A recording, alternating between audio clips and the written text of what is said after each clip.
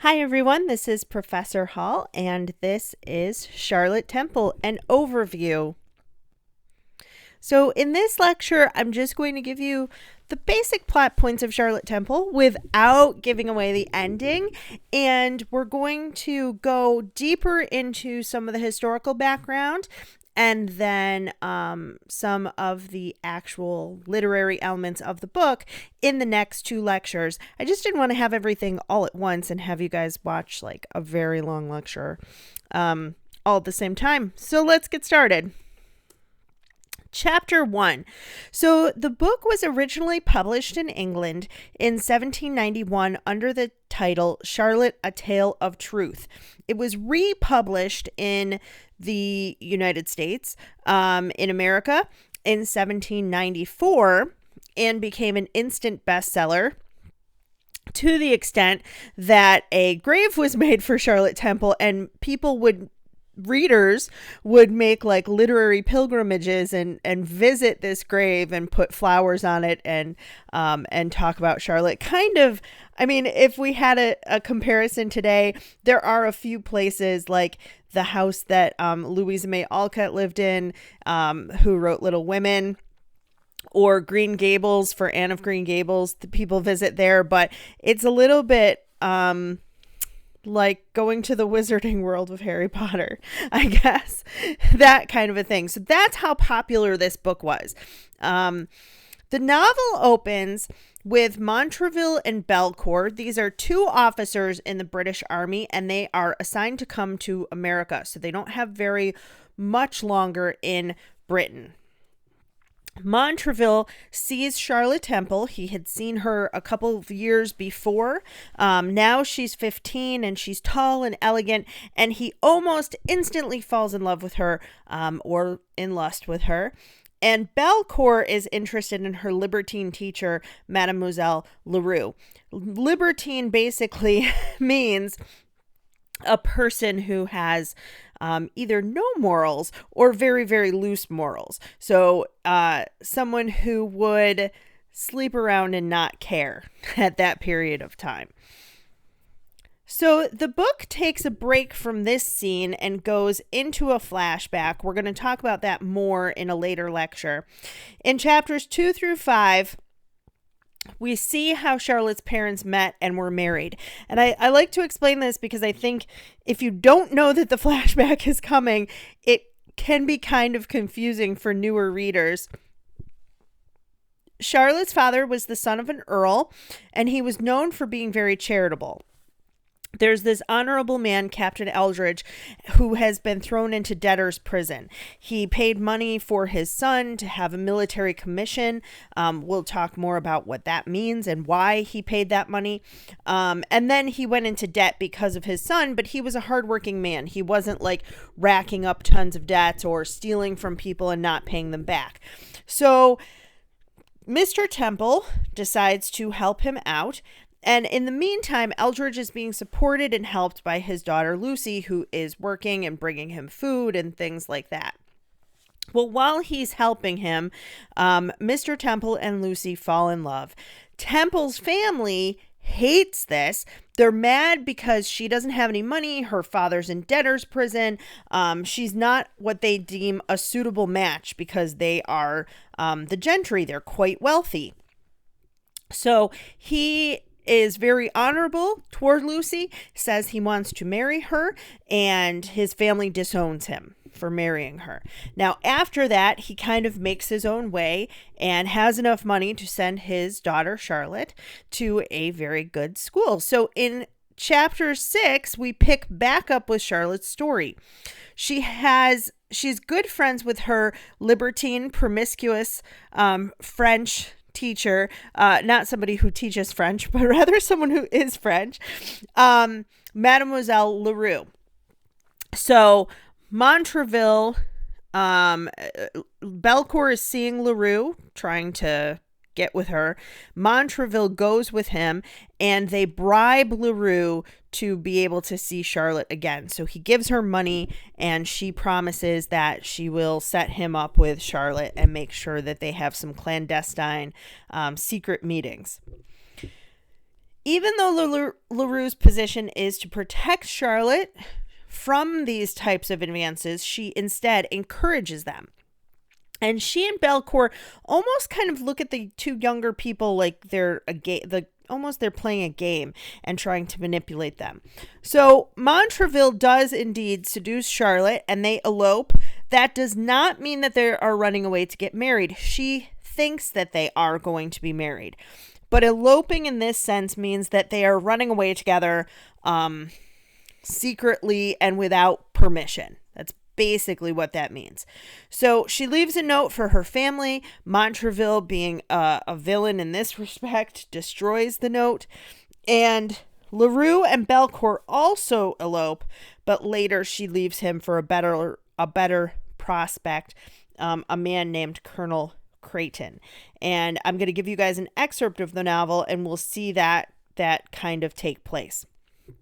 So when LaRue leaves Belcourt while they're on this ship to America, Charlotte realizes that Montraville is not going to marry her. So she's heartbroken. She doesn't really have any prospects or options, though, so she stays with him as his mistress, kind of not really knowing what else to do.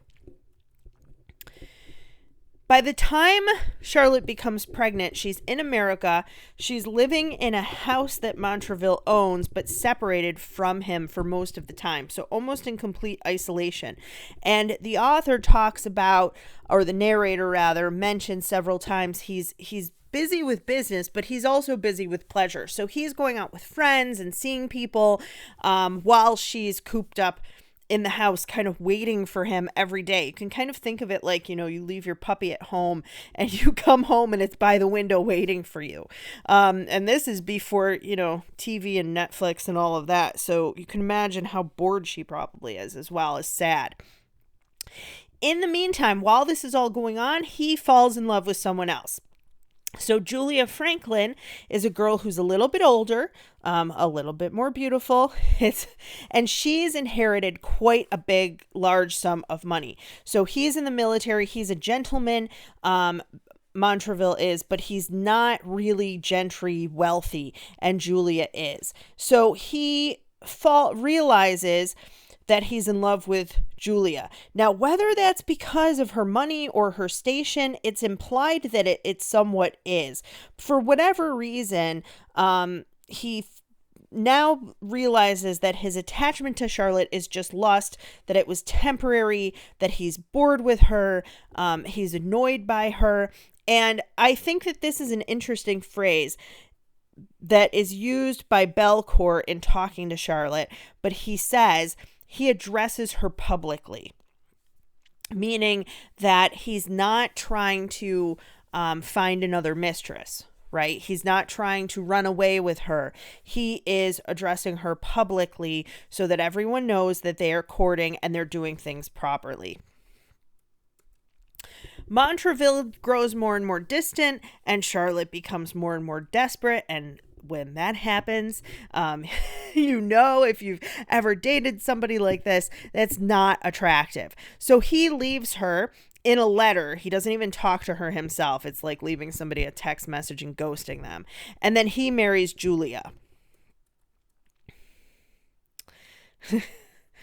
Belcourt, his friend, encouraged Montraville to leave Charlotte because he himself is attracted to her. It is very clear that this is not a pure love, but he wants to make Charlotte his mistress. So he promises his friend that he'll take care of Charlotte, but of course he does not keep the promise because he realizes she's pregnant, she's crying, she's desperate, and now he's disgusted with her, and she's kind of rebuffed some of his advances. So he is also disgusted with her, as Montraville was, and abandons her as well. So she asks LaRue, who's now Mrs. Creighton, married to Colonel Creighton, for help. LaRue says, "Oh, I couldn't help you. I have a reputation to keep, and take her away. She's going to make me hysterical and upset." And she doesn't want to be associated with her, so she refuses help. And adding to this is the news of Montraville's marriage. So Charlotte finds out about it, and people are saying things like, "Oh, I'm so happy for them. They're the cutest couple, and he's such a man of honor, and a better officer never lived." And in the meantime, Charlotte knows the truth. He seduced her. He took her away to another country. He got her pregnant, and then he abandoned her and her child and his child. So the rest of the novel, I don't want to give away too much of the end. I just like to kind of lay out plot points so you guys kind of know what to expect. Charlotte is alone. She becomes sick. She's pregnant. She has no money. She has no home. And she's just looking for any friend to help her in this predicament. Colonel Creighton's adult daughter, he's a little bit older when he married Mademoiselle Leroux. So he has a daughter who is also married, and that's Mrs. Beauchamp. And her Charlotte's father also tries to find her. So we have two people who are being kind to Charlotte, although obviously Mr. Temple does not know everything that has happened. So I can't give away the ending, but I can tell you this.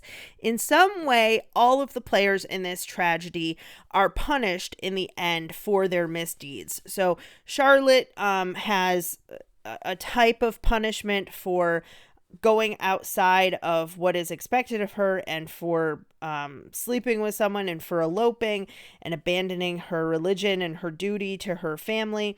Belcourt is punished for his part of trying to seduce her even more and corrupt her and make her his mistress, and for not taking care of her. Montraville is punished, and so is Mademoiselle Leroux. So this is a tragedy in every sense of the word, and we're going to talk about some of the aspects of this book, some of the historical background in the next few lectures.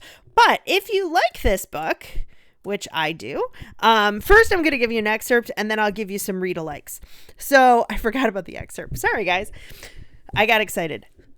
This is Mademoiselle Leroux has just announced to everyone on the ship to America that she is going to be married to Colonel Creighton. So here we go.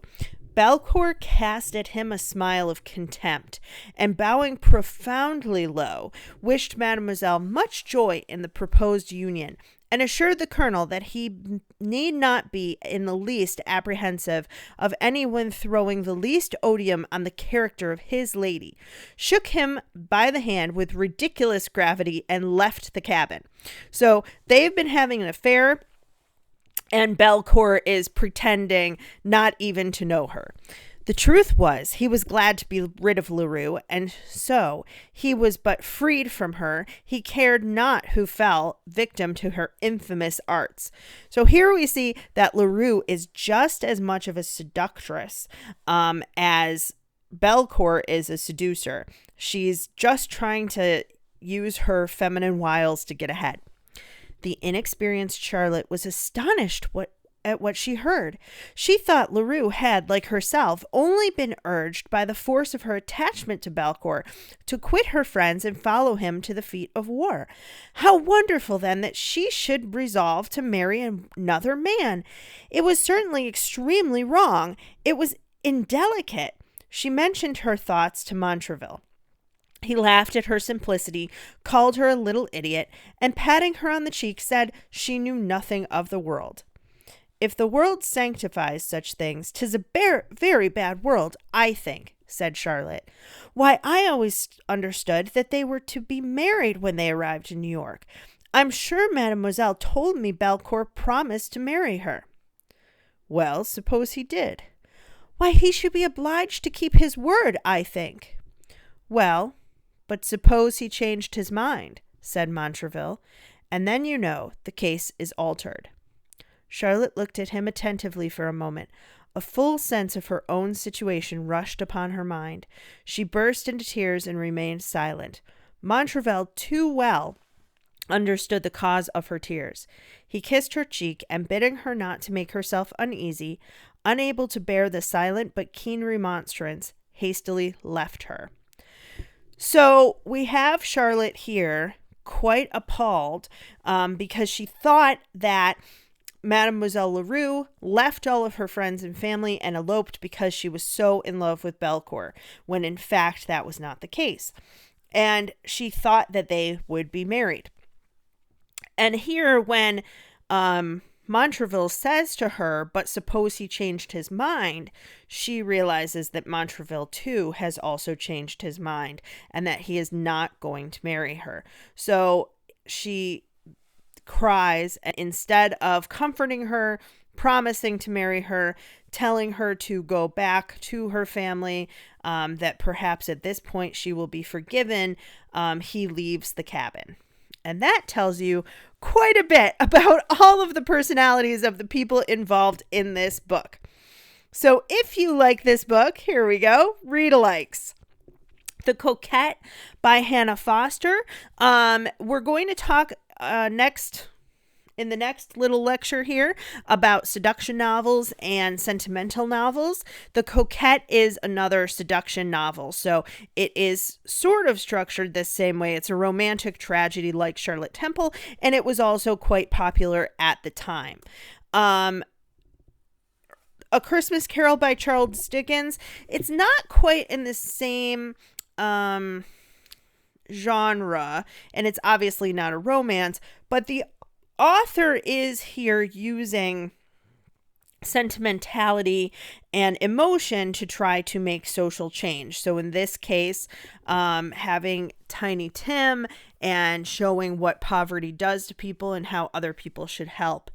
Pride and Prejudice, a lot of people might, if they've read both books, they're not written the same way at all. But what is interesting about Pride and Prejudice is that there is a character, Lydia, who also elopes. And to me, what's interesting is just to see that kind of scenario in another book and alongside a romance that is sanctioned and being addressed publicly, right? You have this character who elopes, and then you can kind of see the consequences of her actions in the novel. Uncle Tom's Cabin, another sentimental novel written for social change. So having people feel sympathy for the slaves and trying to convince people through a fictional narrative that slavery should be abolished. In the case of Charlotte Temple, the sentimentality is meant to show we need to treat girls better if they're in this situation. So that's sort of the argument there. And then Daisy Miller, which is a book about a coquettish, flirtatious girl. And then she also has some consequences for her flirting and for her actions. That book is not really too long. It's really a novella or kind of a longer short story. The Coquette isn't long either, and neither is A Christmas Carol. So if you're looking for something that is a classic but not boring and not too long, those are some great books. And the other two are a little bit longer, definitely not boring. So I hope that you enjoy Charlotte Temple reading it. And in the next two lectures, I'm going to talk about the historical background and dig into some of the facets of the novel. Thanks, everybody.